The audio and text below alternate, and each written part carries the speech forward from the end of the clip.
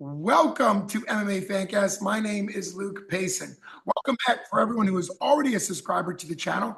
If you're not already a subscriber, please subscribe so you can see more great interviews, including the one coming at you right now. Today's a twofer. We have two special guests on the show today. We have longtime guests of the show and a good friend of mine, Cheyenne Batqueen Hall, and her special guest friend, Teeny. Welcome to the show, Batqueen and Teeny.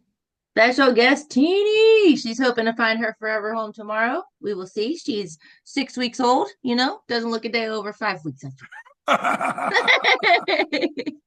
She's a cousin to Cash, actually, my dog. I was going to say she actually looks a lot like Cash. Mm. And Cash has been on the show many times. Oh, yes. Some would He's say he's almost more famous than you are, Cash is. So he probably deserves to be, probably deserves to be, yes. Definitely can jump higher. Before we get into the main reason why you're on here, talk just a little bit of public service announcement on the value of adopting instead of shopping, as far as, rescuing dogs from shelters and things like that, because I know you volunteer at shelters. So before we get to your pro MMA massive win, talk just a little bit about the public service announcement and how much you love helping out with the dogs and probably cats too. So this is your time. Of course. Yeah, there's I was gonna say there are just so many dogs out there that have homes that are free, to a good home, and or you just have to pay for their shots or they're sponsored. A lot of the shelters are being overrun right now, and they're having to send them to like the shelters to be euthanized and stuff, which that's not the one that I work at, but I have seen that happen. And a lot of people will, they'll shop for like their perfect dog or spend thousands of dollars on these buddies. And you might just find one that matches what you need in your local shelter. So you always just check. And then if you don't have time to go down there, they always need food donations or, even your time. If you want to go down and take one out on a date, you can go do that. That's what I do. And it's super rewarding. Definitely recommend. It gets it exposes them to things outside the shelter so you can see their real personalities.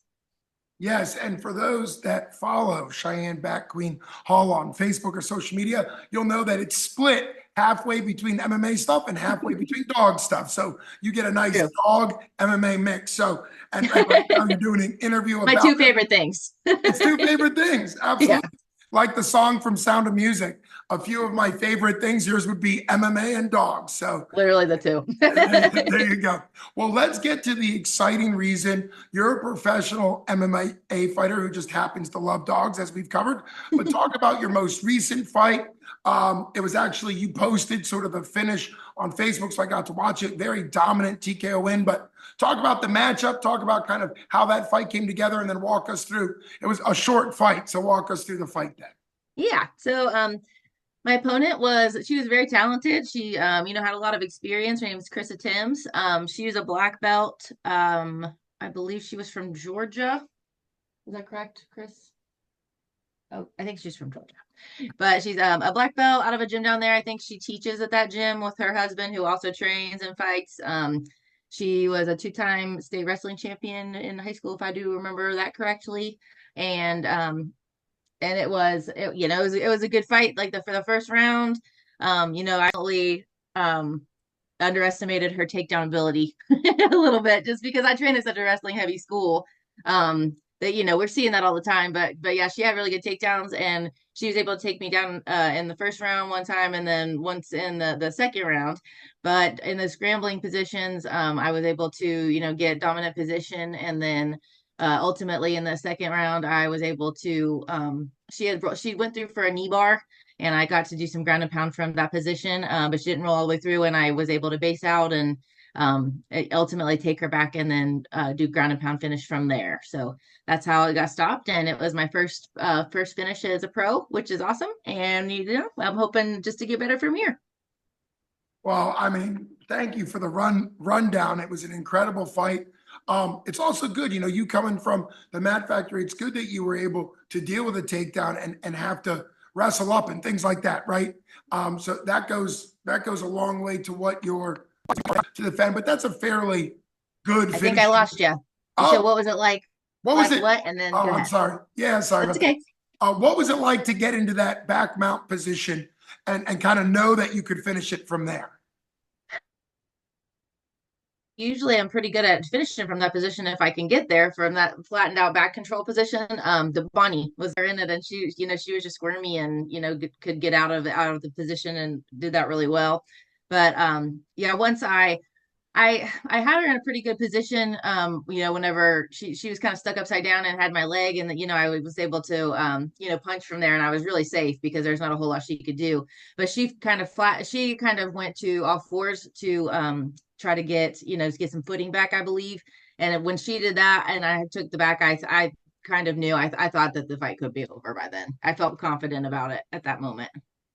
And after the confidence and getting the actual stoppage, emotionally, you're a very vivacious character. I love having you on the show. Always. So I thought, so emotionally, what was it like getting a professional stoppage in MMA? It was incredible. It was so good. It's been a couple years since I had a stoppage finish, and so I got really excited. I didn't do any backflips or anything, but I thought about it. No, but it was a great night. And I had a bunch of like my friends and people from like home always come up, and it was a really great night of celebration after that. You know how you come out on a win and come out on that high, and it's a great evening, and it turns into a great week. And then I was back in the gym the next morning training, which I don't always do, but I had some friends coming up from Morgantown, West Virginia, and I was like, I'm not missing your first day at the Mat Factory, I went in and trained with them, and yeah, we're just hoping to keep the train rolling. Yes, yes. Well, I'm sure everybody at the Mat Factory and your friends appreciated you coming in, but you were probably floating on cloud nine when you came in the next day with the Yeah. adrenaline and the excitement. But talk a little bit. You've mentioned twice now that you're on a roll, that you want to kind of see what's next for you. So, what are you looking for next in your career? So, yeah, I would like to fight again by the end of the year. There's some things in discussion, so nothing concrete yet, but we're definitely going to try to fight by before the end of the year, maybe in November. So I could eat for Christmas would be ideal for me. But yeah, I would like to fight again, maybe get another win before the end of the year if I am, unfortunate enough to be able to, and then next year hopefully I don't have such a long layoff with some the injuries for my opponents and stuff like what happened this year, and hopefully we can fight every three to 4 months would be great. Yeah, I mean it's fantastic. I can't wait to continue to follow you. For people that are just watching this for the first time, you need to go back and search all the interviews I've done with you, and you still hold the record. You did a video interview with me, if I can say it right, Reykjavik, Iceland, I believe.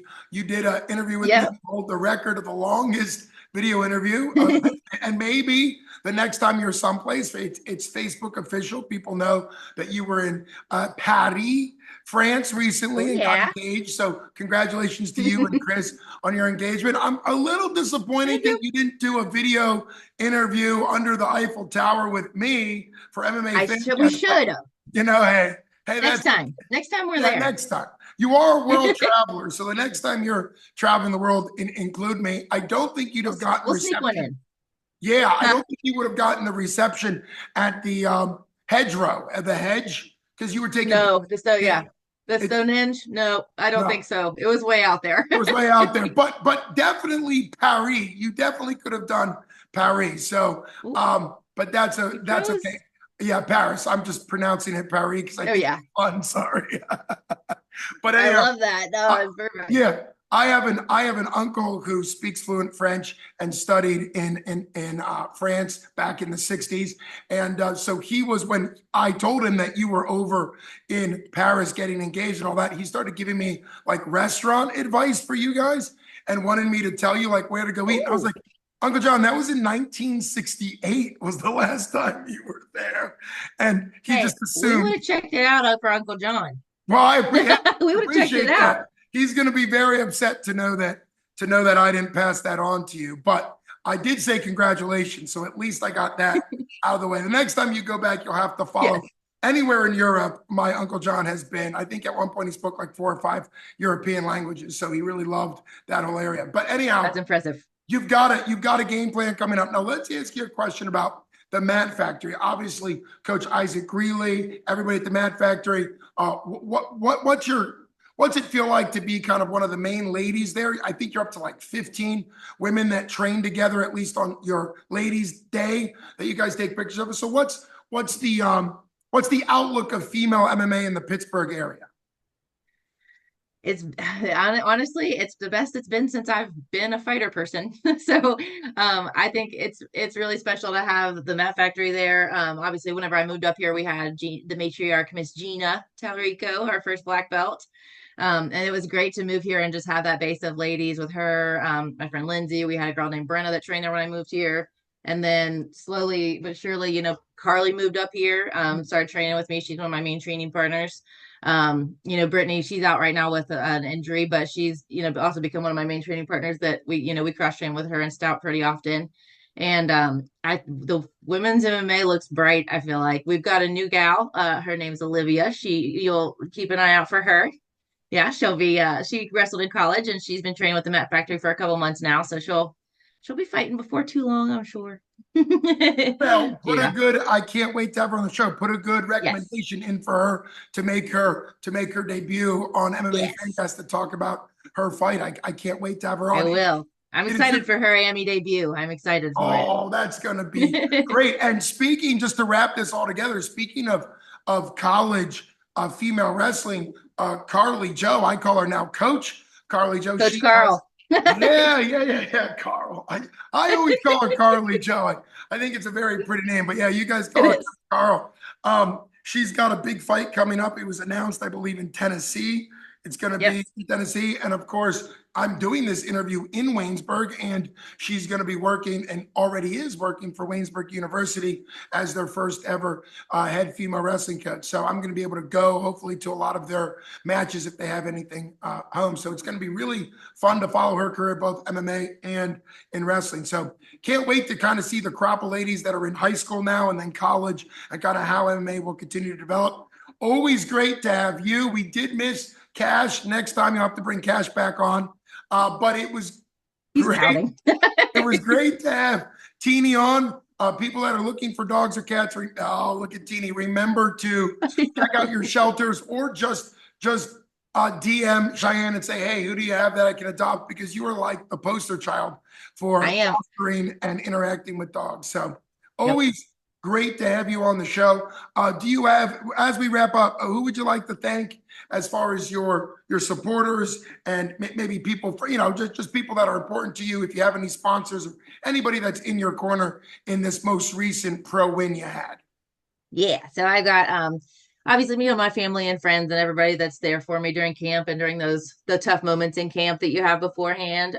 Special shout out to my friend Lindsay this time. She was really, really big support for me this time. Of course, Cash and Chris, 10 out of 10 support systems. Isaac, Chris Williams, those coaches, they really pulled through for me this camp. I feel like we really turned a corner. And all my sponsors, everybody stuck with me from the last fight that got canceled. And so I had, Tropics from Morgantown. I have Mojo, Selena Joe's and she does the blushing for the lips also.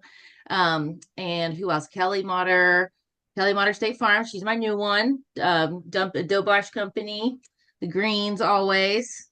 Essential Nutrition. So Chico from our gym, he also has a nutrition company that sponsors us. And I'm definitely forgetting somebody, but I love all my sponsors and I don't have a sheet in front of me. Huh? Oh, and WBRC. That's one of my favorite one.